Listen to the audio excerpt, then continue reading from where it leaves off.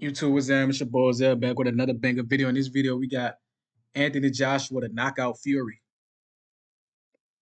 I'm also going to talk about why being the biggest weight bully in the sport don't add up to being the greatest to ever live.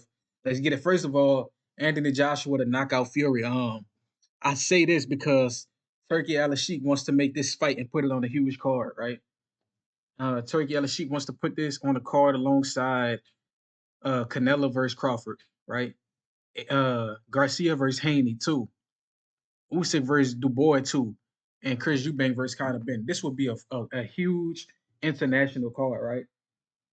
Because you got the biggest American fighters, the biggest Mexican fighter, the biggest UK fighters, the most popular UK fighters. So they'll have Mexicans tuning in, Americans and British boxing fans. So Turkey put a card like this on with the best UK talent, the best American talent, the best Mexican fighter. This gonna be a huge card, right? If all these happen at the same time, because there's a storyline between all of these, right? Terrence Crawford, the pound for pound king, moving up to challenge a guy who people think is untouchable, right? Ryan Garcia versus Haney too. It's a lot of controversy. I'm gonna make a video about that as well, and how the PEDs changed the narrative, and now we got to see a rematch. It's only right. Usyk versus Dubois. A lot of people, including myself, I believe that Dubois hurt Usyk to the body and stopped him. Right? I believe he stopped him. He made him. He was on the ground for 5 minutes. I believe he stopped him. But Usyk, he manipulated the situation to make it look like a low blow, like he got hit in the wee wee. So I mean, it is what it is. They got to run it back though, because if a dude hurt you that bad and he think he beat you, you got to prove that it was just a coincidence, right? And then we got Eubank Jr. versus Conor Ben. It's a story behind this, right? They fathers are UK legends, right? Chris Eubank Sr. and Nigel Ben fought each other like 2-3 times. Nigel Ben, no, Chris Eubank Sr. coming out victorious most times. I don't think Eubank ever lost to Ben. And then Conor Ben popping hot for PEDs ahead of the Chris Eubank fight. So it's a lot of big fights and big stories on that card. It has all those fighters at the same time. But yeah, Turkey wants to make the biggest and best fights, and I have Joshua winning by destruction, bro. Um, Joshua just as long as Fury, about as tall as him, stronger than him. His weight is muscle weight. He don't carry around a lot of fat. More powerful, box better. Man, I got Joshua winning, bro. At Fury's best, he outweighs his opponents by 30 to 50 pounds. At the most, Fury could outweigh Joshua by 20 pounds at the most.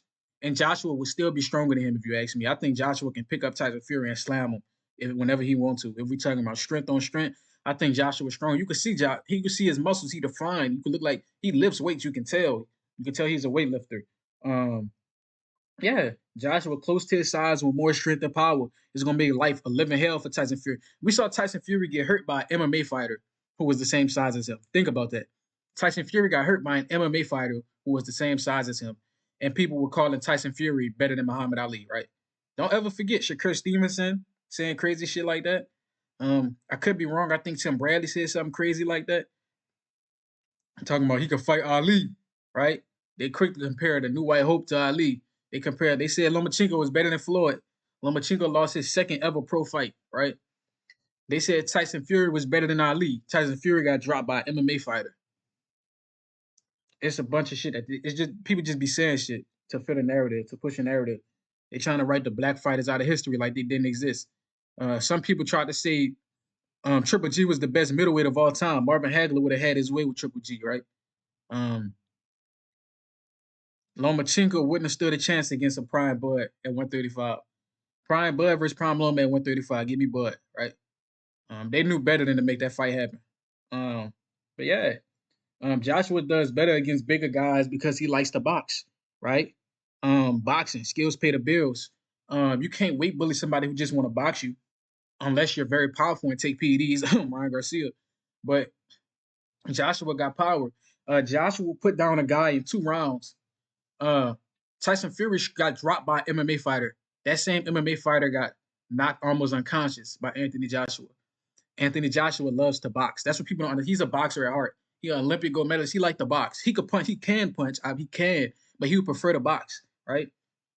That's why I didn't understand why he went in against Dubois The only punch he should have been preparing for is the overhand. That's the only punch Dubois real good at, the overhand.